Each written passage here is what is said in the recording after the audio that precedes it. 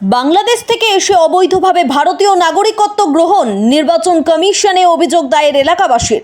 বাংলাদেশিদের বসবাস ও তাদের অবৈধভাবে ভোটার কার্ড তৈরির বিষয় নিয়ে কাকদ্বীপ এখন সংবাদ শিরোনামে। বিশেষত এই ব্লকে অবৈধভাবে ভোটার আধার ও প্যান কার্ড তৈরির বিষয় নিয়ে বারবার বিভিন্ন অভিযোগ উঠে এসেছে। তার মাঝেই নির্বাচন কমিশনের কাছে বাংলাদেশিদের ভোটার কার্ড বাতিল সহ উপযুক্ত ব্যবস্থা গ্রহণের আর্জি জানালেন কাকদ্বীপের এক বাসিন্দা।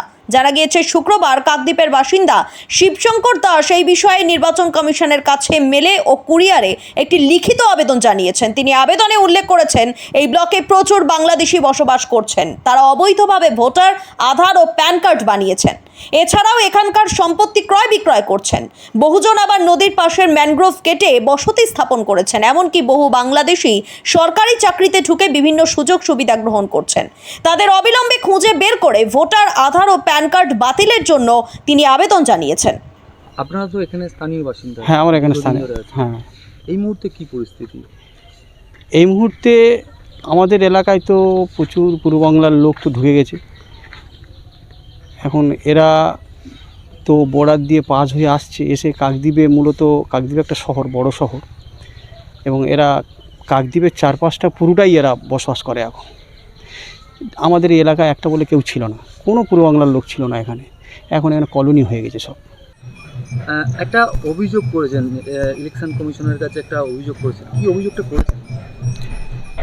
ইলেকশন কমিশনকে কাছে অভিযোগ করেছি আমি, বাংলাদেশি সিটিজেন যারা অবৈধভাবে দিনের পর দিন, বিগত কয়েক বছর ধরে দিনের পর দিন মানে স্রোতের মতো আসছে, মিছিলের মতো আসছে।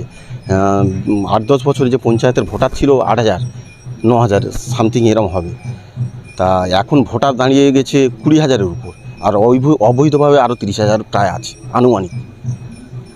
প্রতিনিয়ত 100-200 জন করে আমাদের শুধু ব্লক না, আমাদের শুধু পঞ্চায়েতেই অবৈধভাবে ঢুকছে। কীভাবে আসছে, কোথা থেকে আসছে? বিভিন্ন রকম নদী পথে, দালাল মারফত।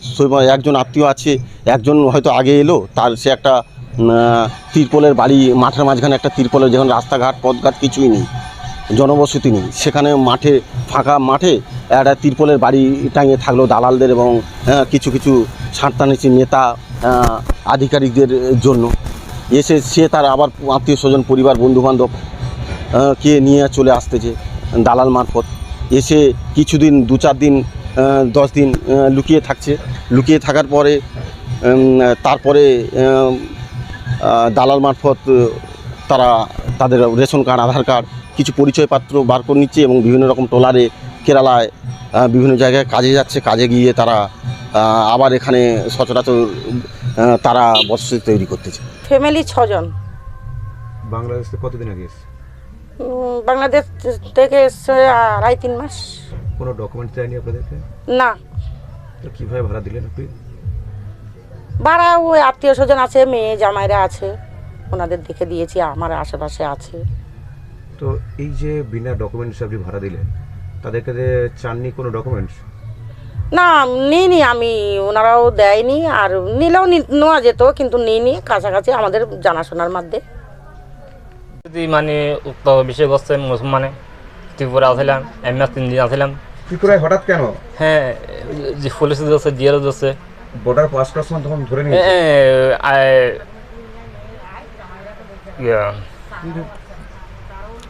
তারপর মানে জিয়ালা পুলিশ যাচ্ছে, আমার জিয়ালা আসলাম, MS 3 দিন আসলাম। কতদিন জেলে ছিলেন? MS 3 দিন আসলাম। 1 মাস 3 দিন। হ্যাঁ, মানে ছুটি দিয়েছে। এখানে আমার ত্রিপুরা ওড়ি দিছে।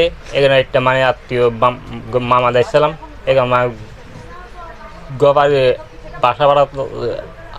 কে ছাড়ালো আপনাদেরকে?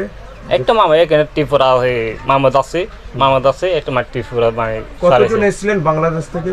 হ্যাঁ, 6 জন। কে কে এসেছিলেন? আমার মা, বাবা, আমার স্ত্রী, আমি। 2 থেকে 3 মাস পর্যন্ত ছিল। আপনারা জানেন না যে এখানে বিনা ডকুমেন্টসে রাখুন কি করে? যে বাংলাদেশে? না, আমি জানতাম না, আমি ছিলাম না, আমি কেরালায় ছিলাম। তারপর কি শুনলেন? এই তো ওরা যা বললো শুনলাম, মন্তব্যটা। কি বললো? এই যে ওরা বাংলাদেশের মুসলিমের অত্যাচারে এখানে চলে আসে, আসামের মধ্যে ধরা পড়ে যায়, 2 থেকে 3 মাস জেল ঘাটে। তার মধ্যে থেকে জেলের মধ্যে তাদের একটা সন্তান জন্মায়। তারপর সেখান থেকে 2 থেকে 3 মাসের মধ্যে কাকদ্বীপে ওখানে ওড়ে ছিল শিবপুর, সেখান থেকে এখানে ভাড়া চলে এসে।